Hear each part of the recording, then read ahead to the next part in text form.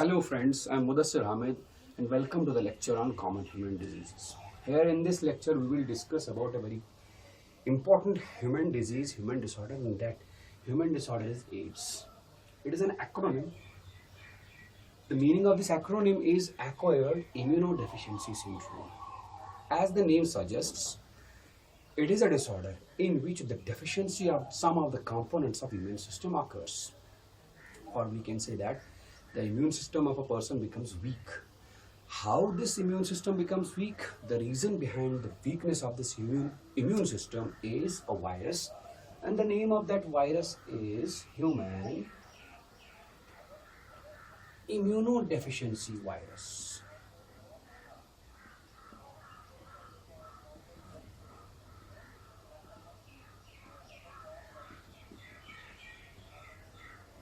Which is in short form known as HIV.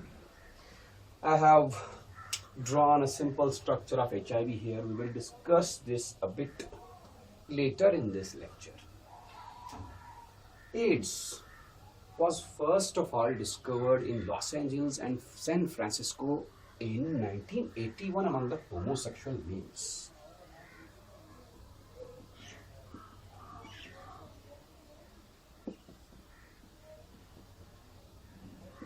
Los Angeles and San Francisco in 1981 among homosexual males.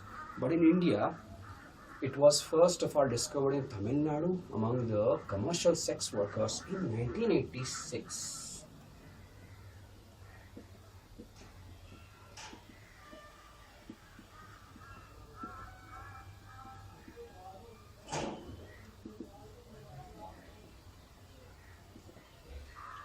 As I already told you that the reason behind this AIDS is a virus whose name is HIV, human immunodeficiency virus.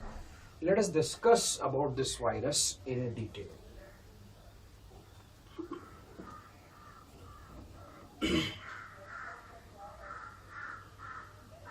HIV is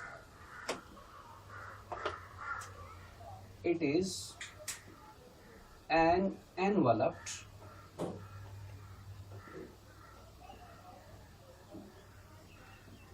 retrovirus.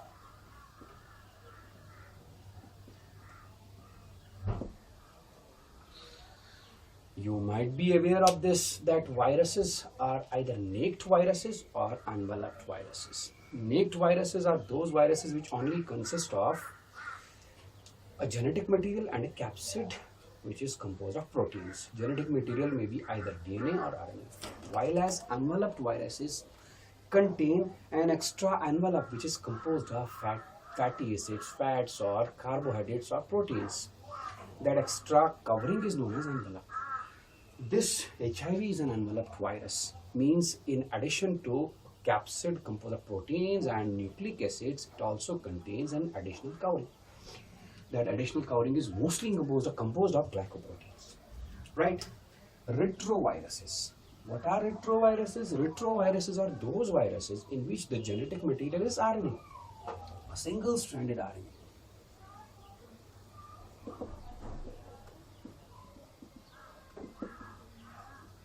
Single-stranded RNA. And in them, reversal of the central dogma occurs. That is, RNA, which is a genetic material in them, undergoes a reverse transcription.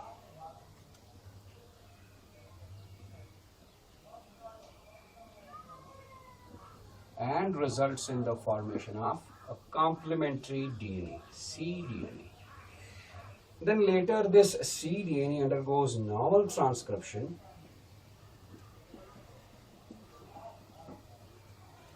to form RNA, which finally undergoes translation and results in the formation of proteins.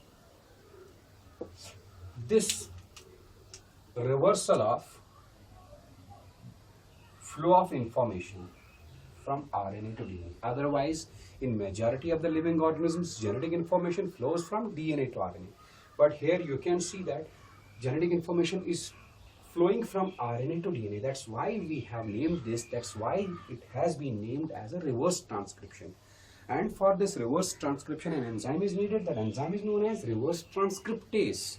So in retroviruses like HIV, this enzyme reverse transcriptase is present, and because of this reverse transcriptase, the reversal of transcription, that is reversal of genetic information, is possible. So RNA results in the formation of cDNA, and cDNA then forms RNA, which later results in the formation of protein. So HIV therefore has been kept in this class of viruses which are known as retroviruses. So far as the structure of the HIV is concerned, we have written here, I have drawn here a very neat and clear picture of this HIV. You can see in this picture that the external covering, as I already said, it's an enveloped virus. The external covering is an envelope. I have drawn here with this black color. This envelope contains almost 72 glycoprotein projections. This is a glycoprotein projection, glycoprotein projection, glycoprotein projection. There are approximately 72 present on the surface of the envelope. Each glycoprotein projection consists of two parts. The inner one, which is the transmembrane glycoprotein known as GP41, and above it there is a cap-like structure, cap-like glycoprotein, which is known as GP120. And this GP120, it's very important. This GP120 is responsible for recognizing a host cell in which the virus has to enter. This GP120 glycoprotein, it recognizes a receptor known as CD4. This receptor is usually found on the surfaces of macrophages and helper T cells. So we can say that with the help of GP120, the virus, the HIV, attaches to the macrophages, because macrophages have a complementary CD4 receptor which is being recognized by this GP120. As soon as the virus attaches to the CD4 receptor on the surface of macrophages, it enters, it sends its nucleocapsid, that is, it sends its genetic material as well as a capsid into the macrophage, and thereby the life cycle in the macrophages starts. Okay. Second part, or the second structure of the virus, is this that I have drawn with the blue color. This is the outer protein coat and this is the inner protein coat. Inner protein coat is also referred to as P24 and outer protein coat is referred to as P17. Both these protein coats are the components of the protein capsid. Inside this capsid, there occurs two copies of single-stranded RNA, a copy of an enzyme reverse transcriptase, a copy of an enzyme protease, and a copy of an enzyme integrase. All these three enzymes are responsible, they are helpful in completing the life cycle of this HIV. Let me tell you how this HIV enters a host cell, how this HIV enters a macrophage, and how it multiplies itself.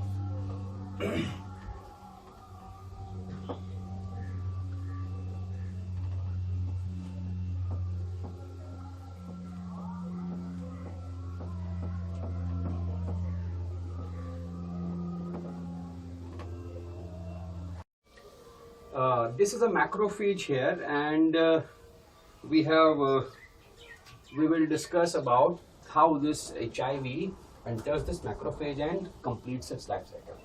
So as is seen in the picture, macrophages have these CD4 receptors, and the HIV, I have already told you that it consists of glycoprotein projections. One of the parts of that glycoprotein projection is GP120. With the help of this GP120, it attaches itself to the CD4 receptor on the surface of the macrophage. As it is attached to the CD4 receptor, it opens, it dissolves and sends its nucleocapsid into the cytoplasm of the macrophage. Then the RNA, single-stranded RNA copies come out of the capsid, nucleocapsid, and these RNA copies undergo reverse transcription here with the help of enzyme reverse transcriptase and result in the formation of a cDNA RNA hybrid. Then these cDNA molecules intertwine around each other and form a double-stranded cDNA molecule, complementary DNA molecule. This complementary DNA molecule enters the nucleus of the macrophage and integrates itself with the main genome of the macrophage. The integration of this cDNA with the original main genome of the macrophage is brought about by the enzyme integrase. We have previously discussed about this enzyme. Then this virus remains in the macrophage in its nucleus, integrated with the main genome, and as the main genome replicates, it also replicates, forming a number of copies of the HIV genome. Then after some time, this HIV genome undergoes normal transcription and results in the formation of, this is normal transcription here, and it results in the formation of HIV RNA. This HIV RNA comes out of the nucleus into the cytoplasm, and in the cytoplasm it undergoes translation, forming lots and lots of HIV proteins. Finally, the assembly of the HIV proteins with these RNAs occurs on the surface of the macrophage, and immature HIV particles are formed on the surface. Finally, the maturation of these HIV particles occurs by the enzyme protease, and these mature HIV particles, virions, are budded off from the surface of the macrophage and come out. Then these mature HIVs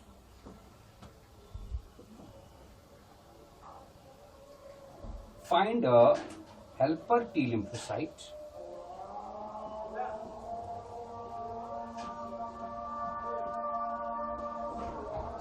and attach with them, because they also contain the CD4 receptor. They enter the helper T lymphocytes, and inside the helper T lymphocytes they do not multiply. Instead, they kill these helper T lymphocytes, thereby decreasing the percentage of these, decreasing the number of these helper T lymphocytes.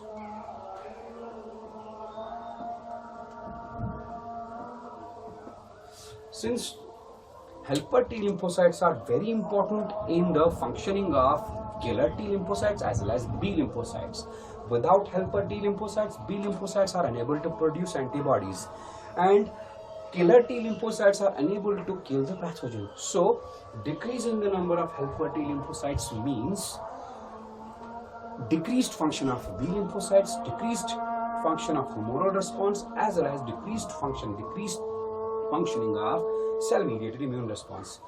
Therefore, the whole immune system is weakened, and a minor pathogen causing a minor influenza, minor flu can prolong itself and can lead to the death of an individual. Let's discuss about the transmission of AIDS.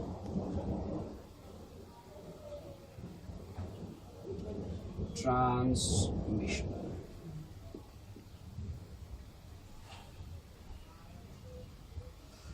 The transmission of AIDS occurs by following ways.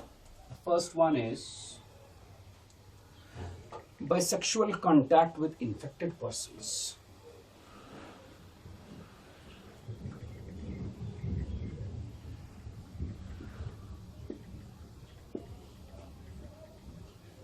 By sexual contact with infected persons.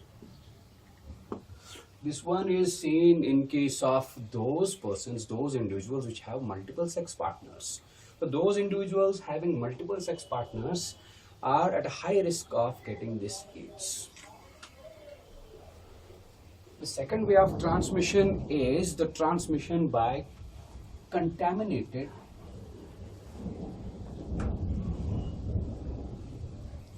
needles.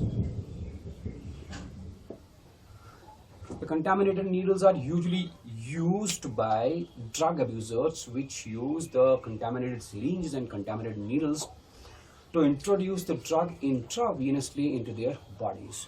So drug abusers, drug addicts are regarded as the second most important risk groups of this AIDS. The third way of transmission of this AIDS is contaminated blood transfusion. So those persons which are in need of regular and frequent blood transfusions are also at a risk of getting this disease. If the blood is not screened, whether this blood is fresh, whether this blood is infection free, and this unscreened blood is transfused into a person, the person may have a chance of getting this disease. Another important way of transmission of this disorder, of this disease, is from infected mothers to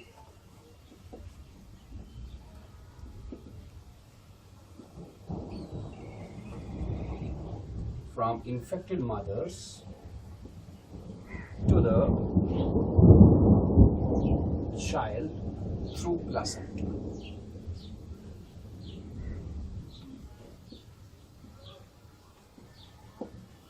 So we can say that AIDS does not spread, does not get transmitted from one person to another by mere touch. Instead, it gets transmitted by these four important ways. The first one is sexual contact with the infected person, which is seen in case of person having multiple sex partners. The second one is by the way of contaminated needles. The contaminated needles are usually used by the drug abusers. The third way is by the contaminated blood transfusion, and the last one is from infected mothers which are HIV positive and are pregnant and have conceived a child. Those infected mothers can transmit this disease to their child through placenta. Let me tell you next about the symptoms of this disease.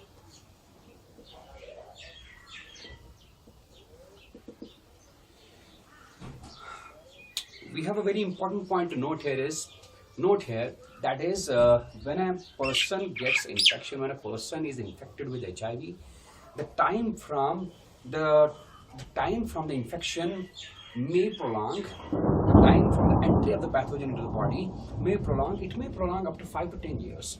This lag period is usually symptomless.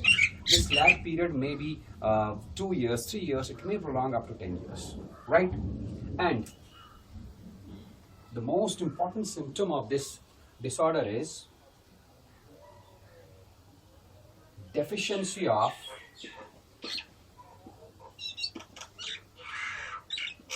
components of immune system.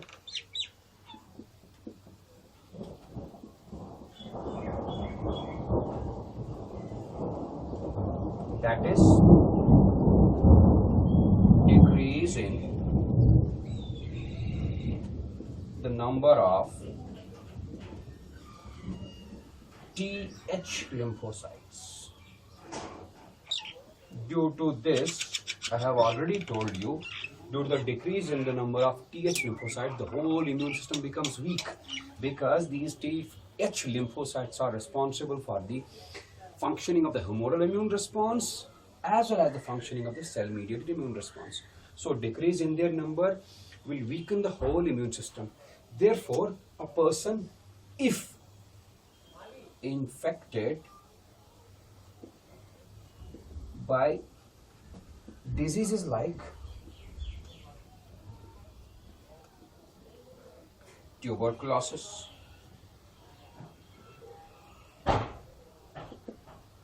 flu, respiratory disorders,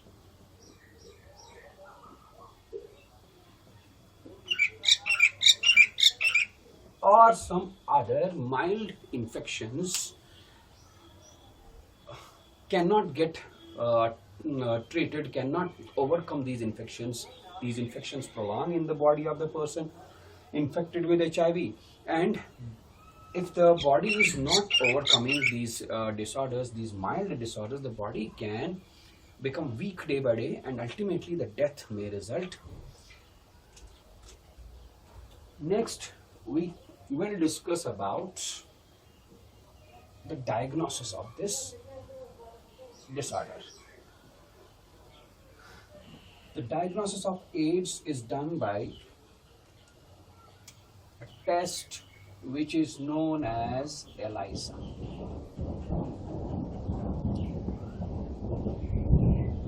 That is enzyme linked immunosorbent assay.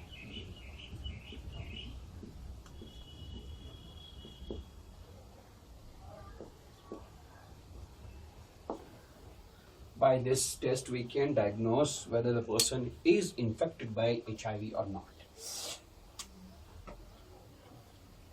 The drugs are present in the market against this HIV, but these drugs are anti-retroviral drugs.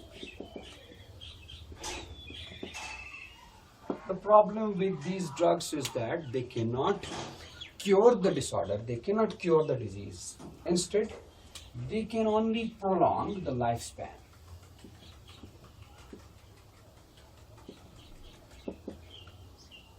Lifespan for some time, but they cannot prevent this person infected with HIV from death, right?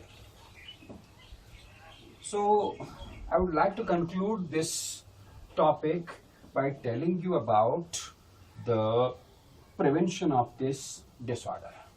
We can prevent this by adopting some simple measures, like we can do the counseling of the drug addicts.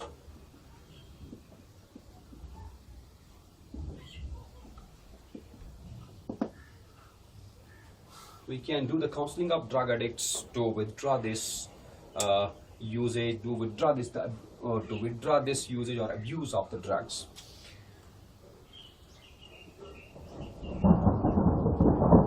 We can also do the counseling of people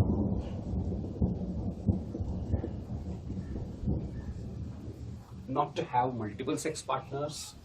We can counsel them to use protective measures while having sexual intercourse with their partners, like the usage of condoms as well.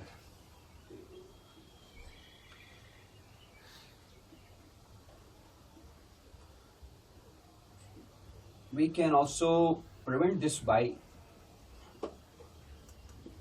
screening the blood that has to be transfused into a patient, and finally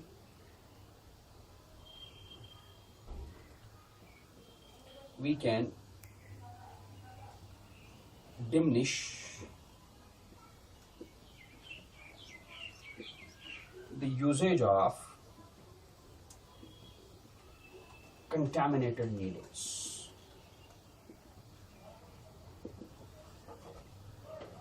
And syringes.